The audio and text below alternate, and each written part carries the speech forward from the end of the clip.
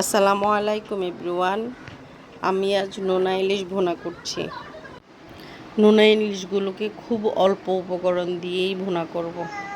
সেটার জন্য আগে থেকে কিছু মরিচ ভিজিয়ে রেখেছিলাম, সেগুলো ব্লেন্ডারে দিয়ে দিচ্ছি।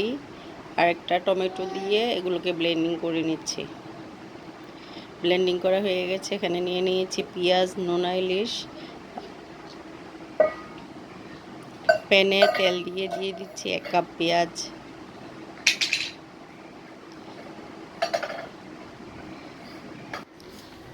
এখন দিয়ে দিচ্ছি 1/2 কাপ রসুন আর 1 চামচ লবণ দিয়ে হালকা সফট করে ভেজে নিব।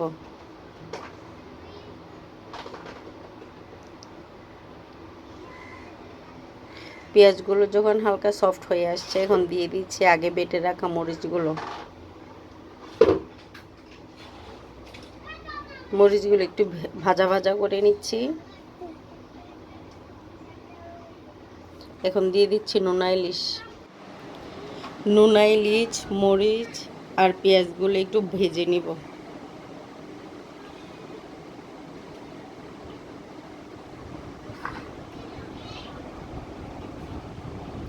সব কিছু একটু ভাজা ভাজা হয়ে আসছে। এখন দিয়ে দিচ্ছি 1 চামচ হলুদ আর একটু ধনিয়ার গুঁড়া দিয়ে আর একটু মশলাটা কষিয়ে নিচ্ছি।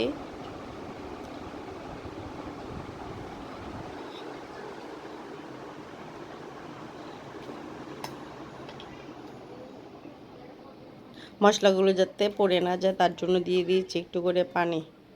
পানিটা দিয়ে আর একটু কষিয়ে নিচ্ছি।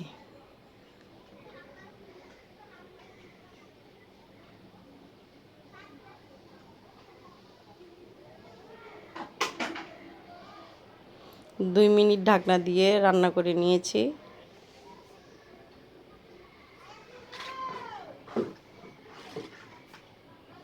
এখন একটু ধনিয়া পাতা দিয়ে দিব।